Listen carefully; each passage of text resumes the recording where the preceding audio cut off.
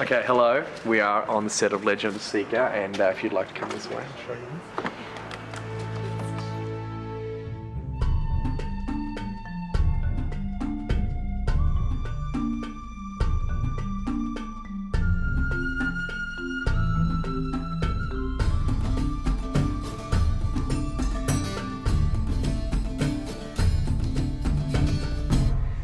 This is the director.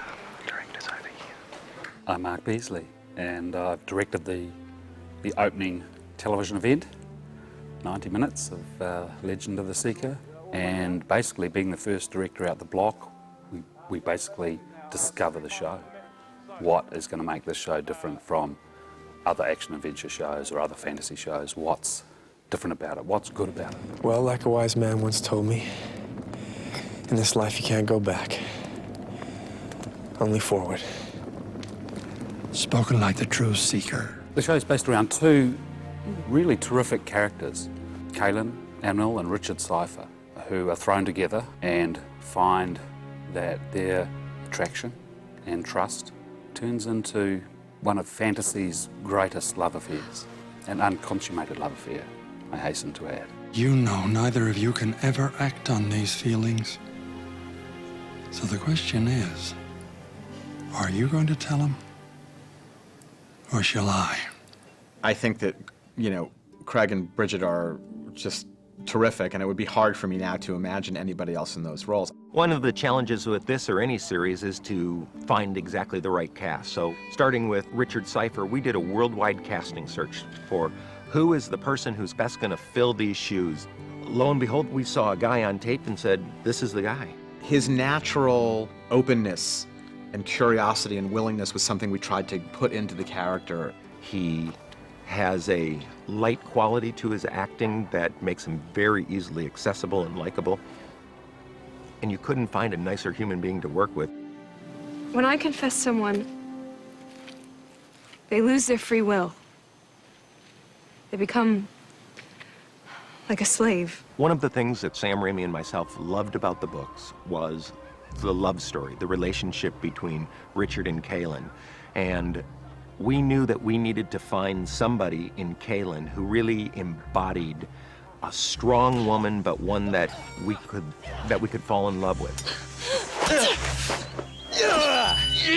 She was a California girl who moved to New York to be on the stage, and she came in the room, brought her back to Los Angeles, and won the part over many other people. And we thought, wow, great, we found somebody for Richard's romantic lead and somebody who has the strength to be a co-lead. And what we didn't know at the time is how physically agile she is, what strength she has as a character, so that you can go to her close-ups and action sequences and she can sell everything.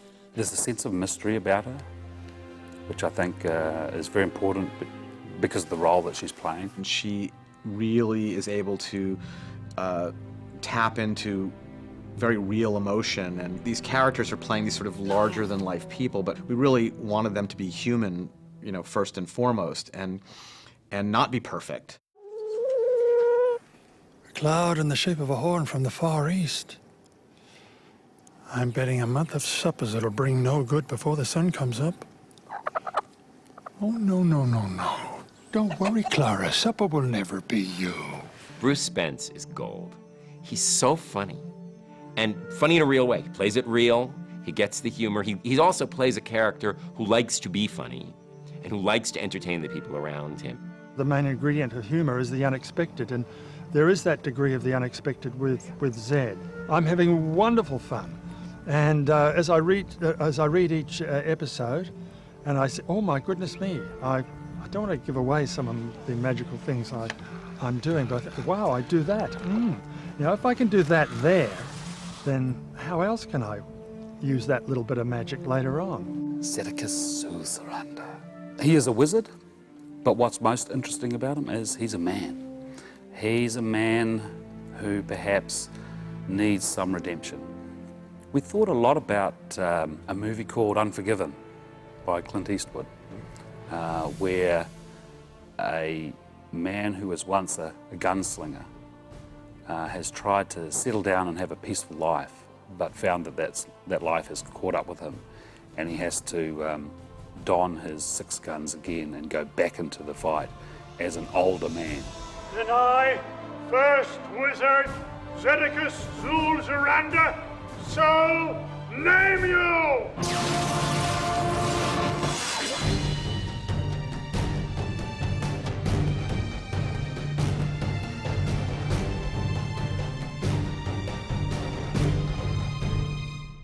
Now, let's see if I can give you a little tour of the set, shall we? You want to have a little tour? Okay, follow me. Come on.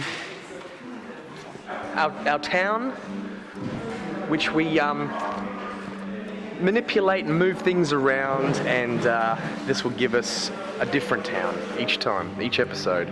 People would be surprised to see how much is jammed into this little stage space. We are in Studio 5. Studio 5. Henderson, the suburb of Henderson in Auckland. And this is our main studio, right? Yeah, we're in here a lot. It's a forest. And almost a real forest. A lot of the trees are real. Well, there's actually even insects here. And birds. There's a bird. There's an occasional bird. They bring half of the real forest with them and plant it in here. I have to give a lot of credit to Robert Gillies, who's our production designer, who is really a master of using space. Now, what art department does is they'll come in, they'll trash the place, and they'll move everything out, and they'll move things around. This we've used for numerous things. It's been a tavern a bunch of times. It's been someone else's house. In bringing the world of the Seeker to life, my first part obviously is getting a script. I break it down and I do come up with the sort of key designs for that episode. Then pretty much start building those sets and issue very quick sketches to the construction manager, who sort of takes them. They're really just scribbles. End of Monday, end of Tuesday, and that presumably means something to the construction manager. Thank God.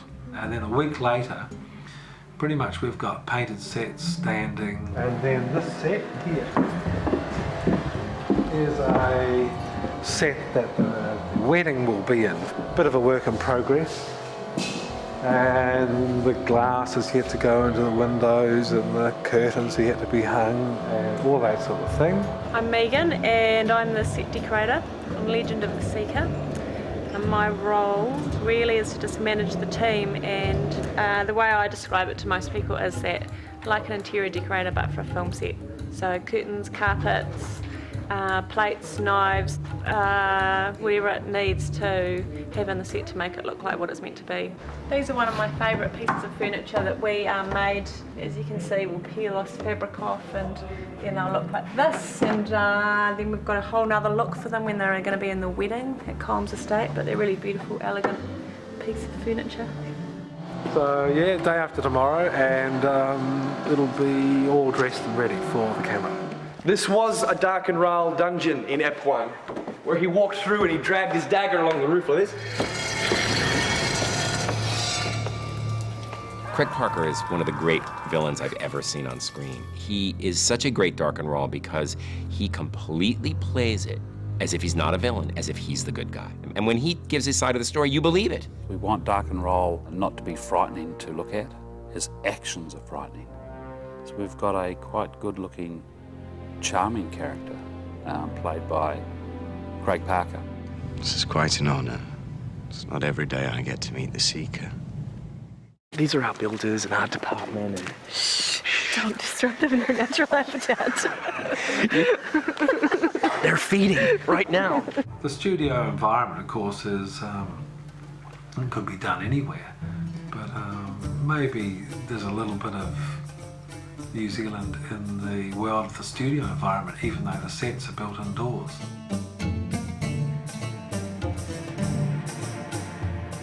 It's hard to imagine, what a fantasy world would really look like, but when you go to New Zealand, it just seems to lend itself to this kind of storytelling. New Zealand is a great place for the fantasy world because it was settled late in the world's history, and because the people who lived there originally didn't mess it up in advance. New Zealand offers a great landscape and great crews and great stunts, and we can realize a world and bring it fully to life in order to deliver the entertainment value that the audience wants from this particular genre. A lot of it, of course, like any show, is shot on sound stages.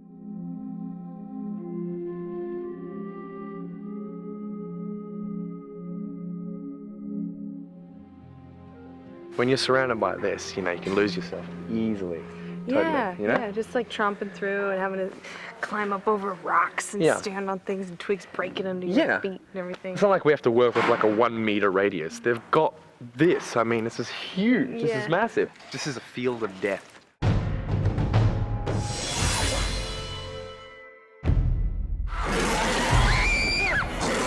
The Gars is a 12-piece prosthetic, basically. Most of it is a head cowl, a face appliance, chest appliance, back appliance, shoulders, finger extensions, leg appliances, feet, and a lot of body painting. Awesome.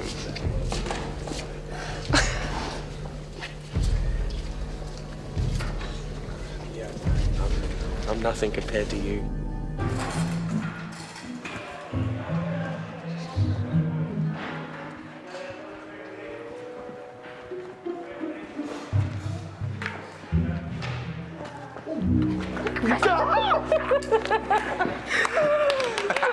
You did!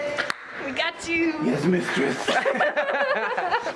So how does it feel to be in something that's not like normal clothes? Quite heavy. Yeah. Especially after having It's all- lunch. Yeah, right. It's all real leather, eh? And everything. Yeah, eh? yeah. It's quite heavy, eh? Yeah. All of our costumes are all designed and built from scratch. Richard is a woodsman, so his costume is a very functional costume. There's leather, the colours are, you know, sort of quite earthy. And this is where Kahlan keeps her daggers. There's none there at the moment. No, no daggers there right now. We don't need to fight yet, do we? I should be armed at all times, but for a set tour, I figured I'd be all right. I wouldn't get into any scrapes. So this is a Kahlan confessor coat. The weight of this is, it's quite a heavy fabric, which gives it a really good flow. The velvet catches the light a little bit. It's lined with silk, so that if you see the inside, it sort of, you get a kick of light. It laces down the front. There's hand stitching all the way down here in a metallic thread that's one thread silver, one thread gold. And then down the back, we've sort of got this lacing system, which is a design detail, but also we can thread this through with elastic, which means that we can sort of give more movement across the back, but still keep the shape. So that's kind of useful for the stunts and action sequences.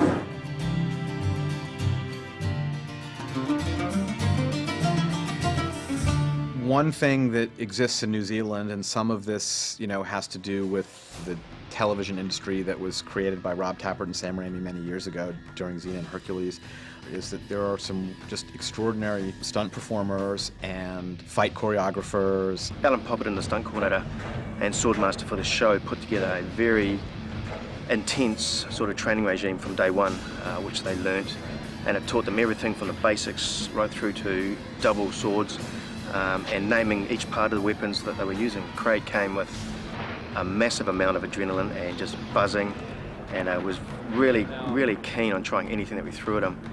And Bridget, with her sort of a dancing style background, good flexibility with the dancing as well. I think you see a man and a woman fighting together as equals. And a lot of fantasy, science fiction, action generally has either a male hero or a female hero. But this show has both. We're very fortunate also, I think, to have lead actors who are very athletic. If you take Craig's character, Richard, he's from the forest, so he's used to, you know, axes and things like that. So his sword play is based on that. With Bridget, using her dancing background, we sort of thought it'd be kind of nice to have her flowing. She's got, you know, flowing movements with double daggers and swords.